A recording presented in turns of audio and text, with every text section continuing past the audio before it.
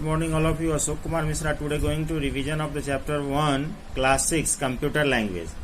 In this chapter I have already discussed with all the questions, objectives and true false fill in the blanks. Now continue with the MCQ questions. A program are written in assembly language is called source program. Second question, dash and convert high level language program into machine language. Answer is interpreter. Interpreter का काम है convert करना high level program को machine language में by line by line. And third question, the program convert into machine language by the translator is called assembler. And fourth question, the term software was first used by John W. Tukey. These are the MCQ of chapter 1. Now more on Windows chapter 2. In this chapter MCQ question is, you can customize the mouse setting by selecting the mouse option in the control panel. Second question, the dash display the alert of your device and apps in slide out pane in the right sides of the desktop. Answer is action button. And third question, dash is a new features in a Windows 10 which enable you to organize the applications running on your computer. Answer is task view.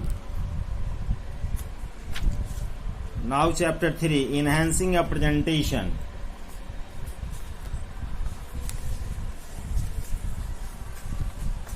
MCQ of this chapter is, which shortcut key you use to make a duplicate of the slide? Answer is Ctrl plus D.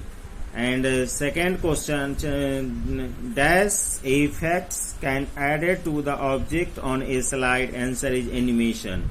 And third question, the record sound file is saved with the extension .wav, and which symbol indicate the type of effects used for the text object in a slide? Answer is a star. Now chapter 4, Microsoft Excel 2016.